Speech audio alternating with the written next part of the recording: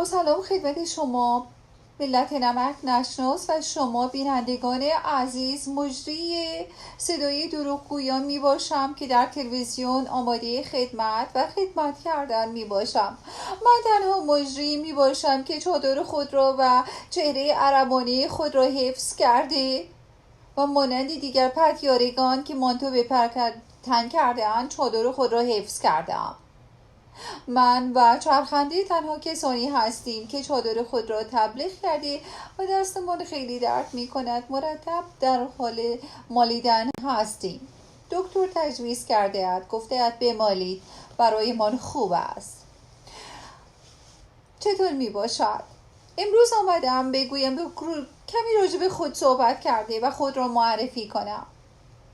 عزیزان، من یکی از هنرگندان و سلبریتی های شما می باشم که ارادت بسیار زیادی به نظام داشته و در حال خدمت می باشم و خبرهای دروغین را هر روز برای شما خوانده و به اطلاعتان رسانده ام. یکی از خواص دیگری که من دارم این هست که من بسیار فوبیا دارم. خواهش میکنم هیچ وقت برای من هدیه نیاورید و به دست من دهید، چون من میترسم که خدایی نکرده در آن هدیه پیشی باشد، سگی کوچکی باشد، چون من بسیار فوبیا دارم. مرا نترسانید، مرا سورپرایز نکنید. من فقط به خیشتکی برادران عراقی که بوی گلاب میدهد ارادت داشته و نمیترسم. جانم فدای سوریه، چه بوی خوبی خشتک میدهد. دیزل هم میباشد. ما تحت آغاز زیاد بزرگ نیست، بنابراین کوچک میباشد. من یکی از مجریانتان هستم که چادر خود را سر نگه داشته، اما لاس زیاد میزنم. لاس های خشک البته. بسیاری شما از عزیزان مزخرفاتتان رو در تلویزیون به گوش ما میرسانید، اما من با لاس خشکی جواب داده و یک جوری بالاخره شما را سرگرم میکنم. یکی از سوالات شما عزیزان این بود که آیا بعد از ازدواج تلفنمان هم ازدواج میکند؟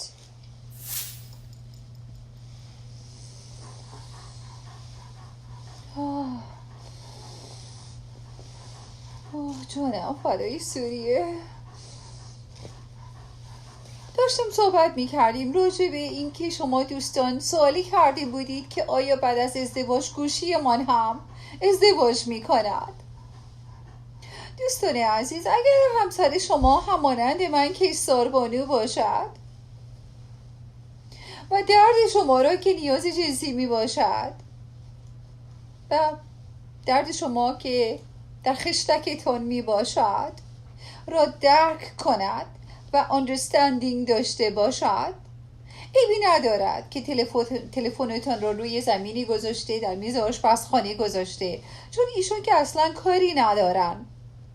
اگر که همسرتان همانند من نمی باشد، کیسار بانو نیست، خب تلفن رو قایم کنید. نه، اون تلفن برای خانم شما نیست که ببیند که شما کارهای اضافیتان را کجا انجام می دهید، با کی انجام می دقیقه چند دقیقه می دهید. آره عزیزان، بستگی دارد به سیچویشن. وای جانم فدای سوریه.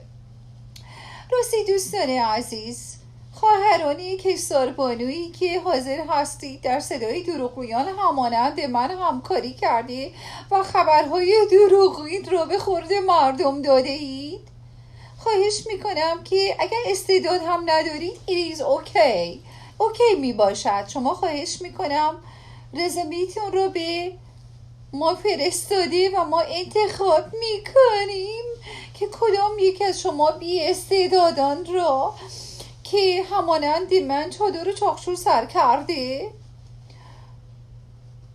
به کار بگذاریم.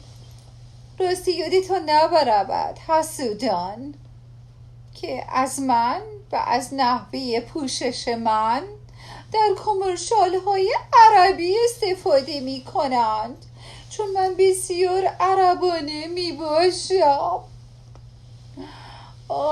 کجا می باشد آن خشتک؟ دوست دارم باهاش بلاسم. لاسم شرعی می باشد. چه بوی گلاب این خشتک میدهد. دوست دارم همینجور گلاب به رویش بریزم، بمالم به خودم. بروید حرف دیگری ندارم. من مجری عزیز شما، مجری محجبه شما از صدای دروغگویان می باشم. دوستان عزیز فرشته هستم. این دیگه الان خودم هستم.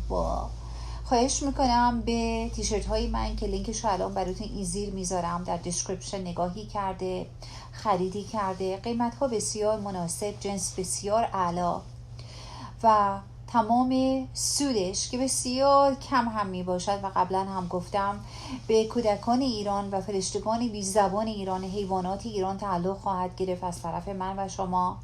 خواهش میکنم به من کمک کنید که بتونم بهشون کمک کنم. و دوستانی که دوست دارین که از نزدیک من رو ببینید، در صفحه اینستاگرام خود فرشته گیلکی 2017A، فرشته گیلکی 2017A، اونجا میتونید منو ببینید و با هم صحبت کنیم در صفحه اینستاگرام خود. از شما جلو و از شما ملت عزیز که دارید به من کمک میکنید سپاسگزار هستم و مطمئن هستم که کمک های ما گرچه کوچیک هم باشد کمک بزرگی به کودکان ایران و حیوانات ایران خواهد بود. again جلو از شما سپاسگزارم و دست تک تک شما را میبوسم. خیلی ممنون. تا ویدیو بعدی. فعلا خداحافظ. چیزم فوبیای چی فوبیای چی داری؟ مثلا گربه حیوانی چیزی. واقعا؟ خیلی. نه. قشنگ به مرز سکته رسیدم. آفرین. بچه گربه است. آقای واقعا؟